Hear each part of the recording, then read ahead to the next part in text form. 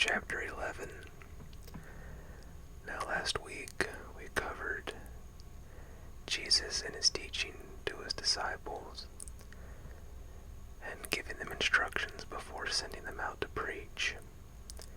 And now as we come to chapter 11, Jesus is going to be coming after them and also preaching to more people.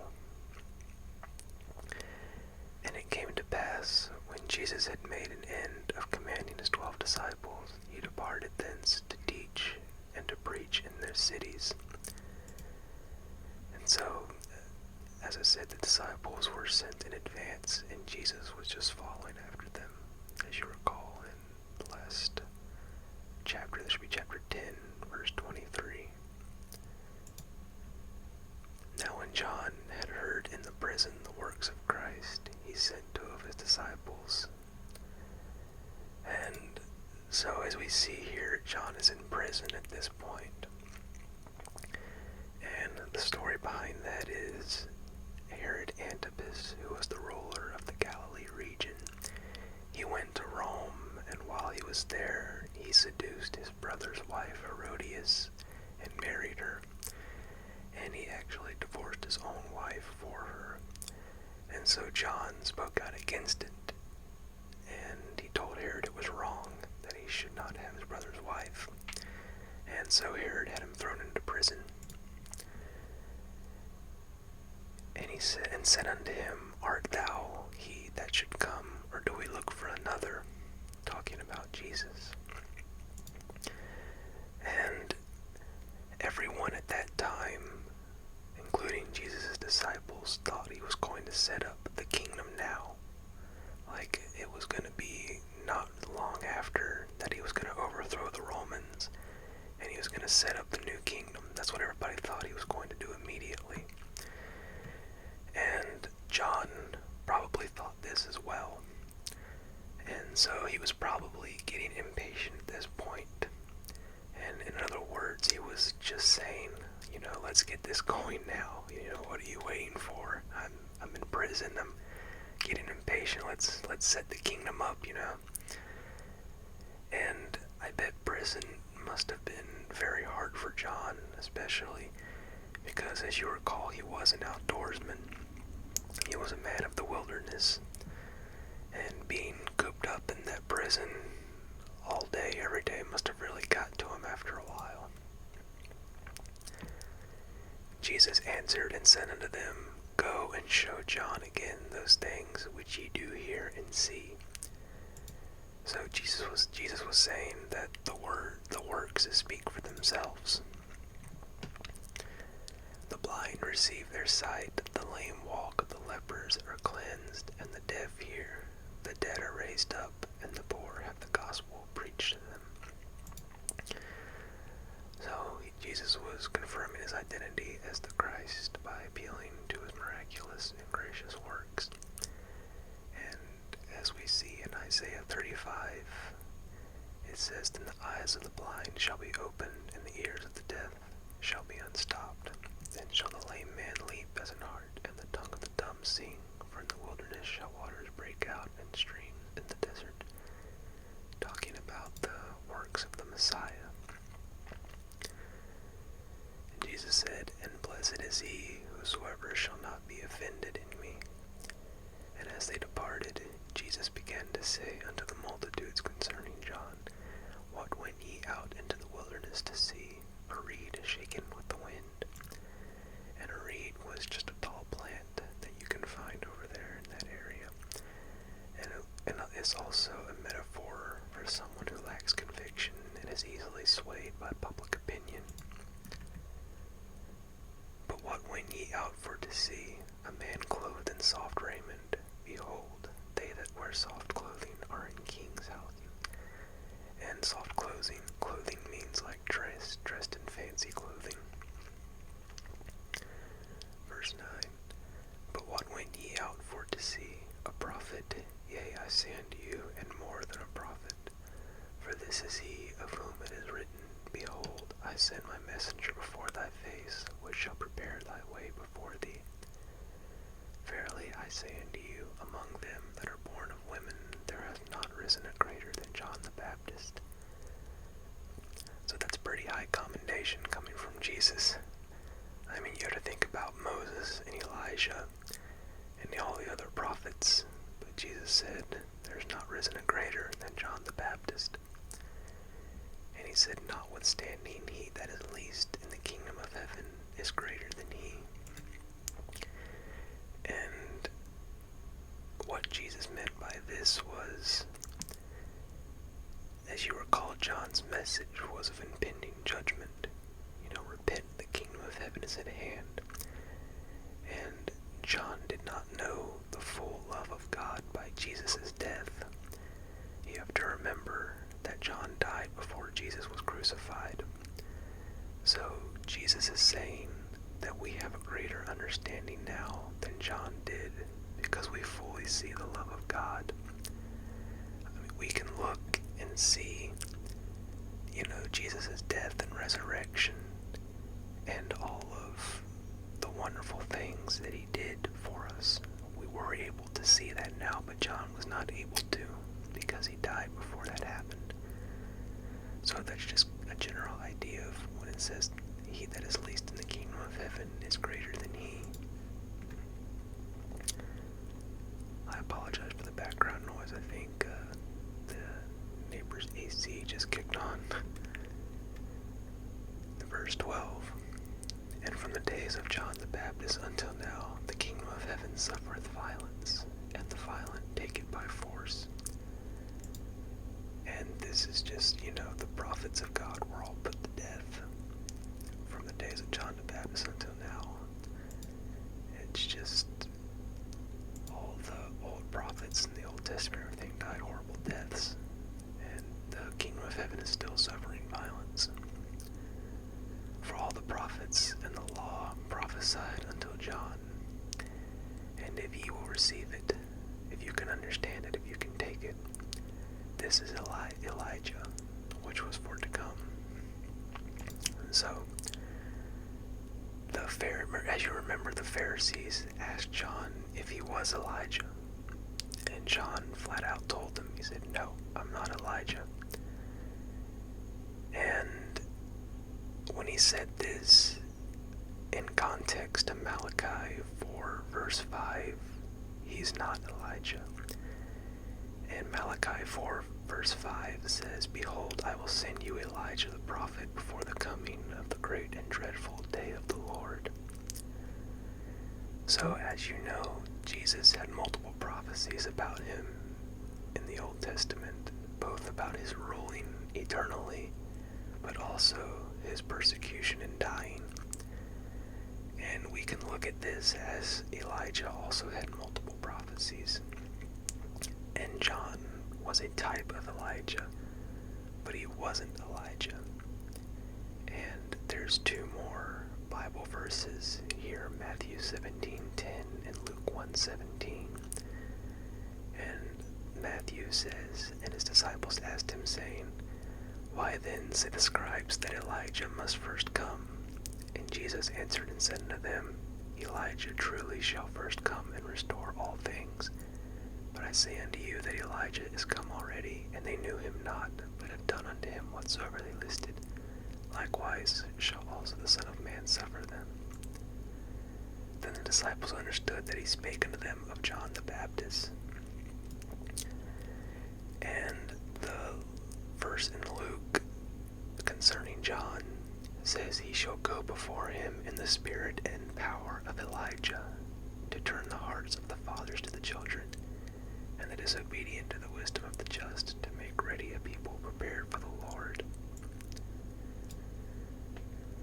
So, Elijah will come again before the day of the Lord, and he could be one of the two witnesses in Revelation, because, as you remember, Elijah never died.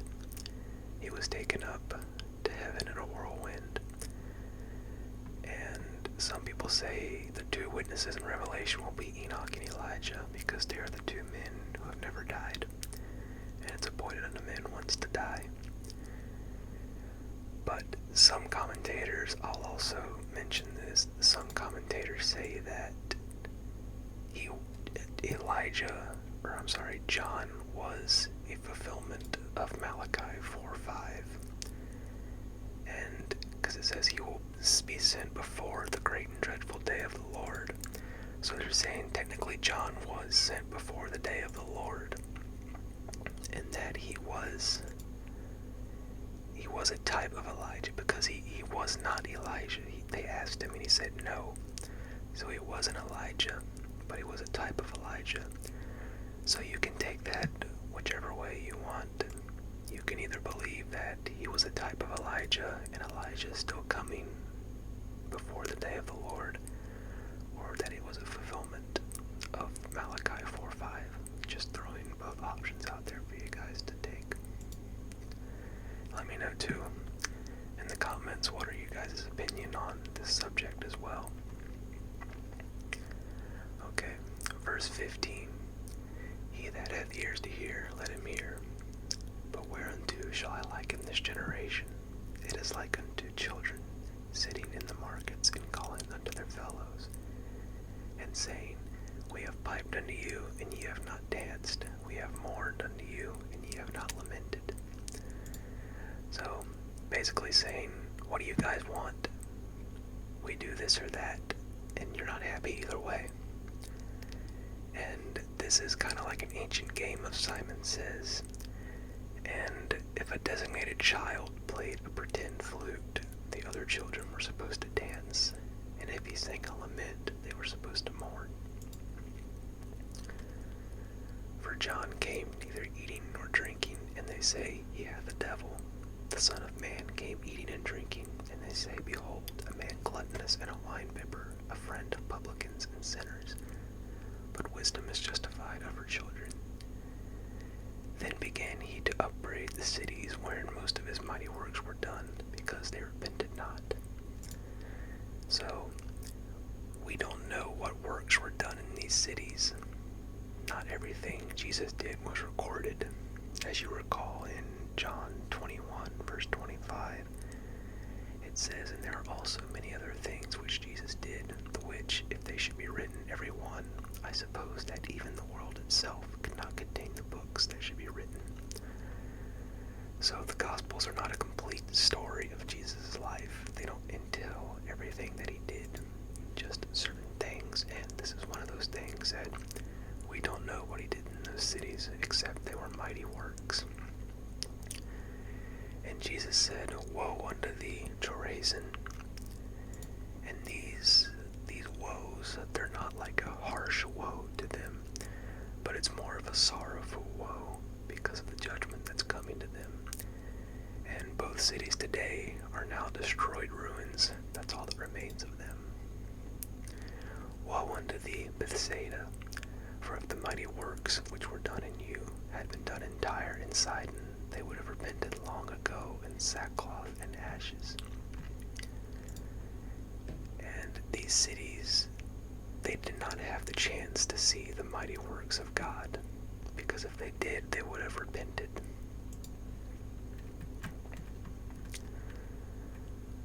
Verse 22, But I say unto you, it shall be more tolerable for Tyre and Sidon at the day of judgment than for you. And these cities, Tyre and Sidon, they are Gentile cities. And thou, Capernaum, which art exalted unto heaven, shall be brought down to hell. For if the mighty works which had been done in thee had been done in Sodom, it would have remained until this day. But I say unto you, that it shall be more tolerable for the land of Sodom in the day of judgment than for thee. At that time Jesus answered and said, I thank thee, O Father, Lord of heaven and earth, because thou hast hid these things from the wise and prudent, and hast revealed them unto babes. So these religious leaders, the wise and prudent, quote, they were all blind to the truth. They are too proud to see the truth. They are the wise and prudent, and the truth has been hidden unto them, and it's been revealed unto babes, the simple people. Because they are more open-minded, they are more willing to accept the truth than the proud religious leaders of that day. Even so, Father, for it so it seemed good in thy sight. All things the Son, but the Father. Neither knoweth any man the Father, save the Son, and he to whomsoever the Son will reveal him. So, you can't really search for God. He reveals himself to people, and he has revealed himself through his word. In Job chapter 11 verse 7, it says, "Canst thou by searching find out God? Canst thou find out the Almighty unto perfection?" So we can't really search for God unless he has been revealed to us. And like I said, he has revealed himself through his word. So he's not far from people in a sense. His word is all around us, and he's revealed himself to people. And then Jesus said, "Come unto me, all ye that labor and are heavy laden, and I will give you rest. Take my yoke upon you and learn of me, for I am meek and lowly in heart, and ye shall find rest unto your souls." You'll find peace of mind. And as you know, Jesus was a carpenter, and his earthly father, Joseph, was one. So we assume that Jesus learned the trade of his earthly father. That was the common thing to do at that time. And carpenters in those days built furniture and yokes. You know, you might think of a carpenter today as working on a house or building a house or something, but houses in those days were made of stone. So he would most likely build furniture or yokes that were for the ox. And a yoke is fitted for an ox, an individual ox, for them to work. So each yoke would be made.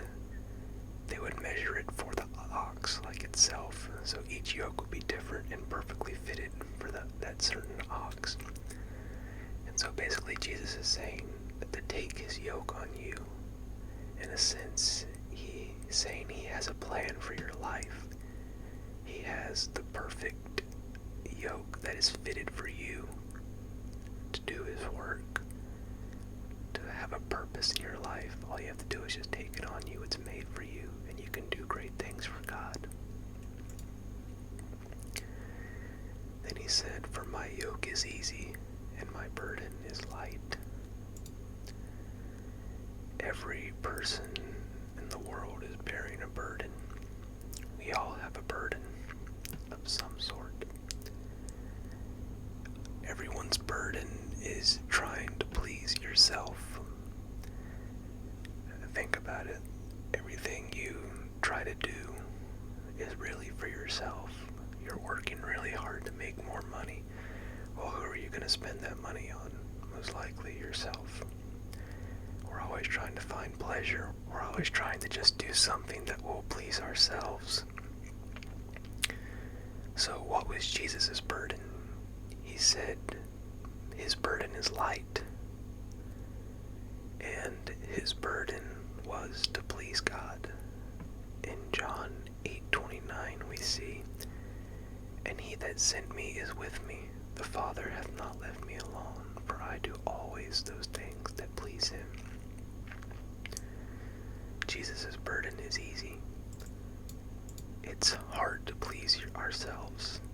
Think about it. It's really hard to please ourselves. It's really impossible. We're always seeking the next thing, the next thrill, the next something that will bring pleasure to ourselves, but it's never enough.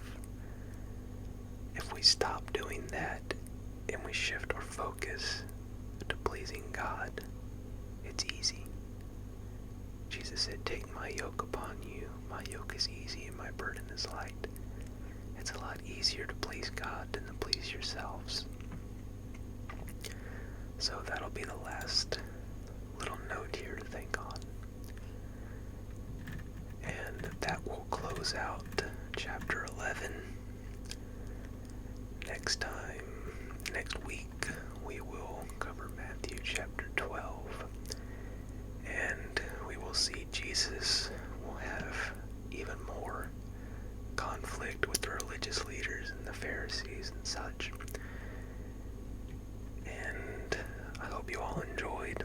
I hope the video turned had some troubles with the microphone before I started recording. Took me a while to get it working, so I hope it all turned out good. And I hope you all enjoyed, and I hope you all have a blessed week. And I will see you all next Sunday.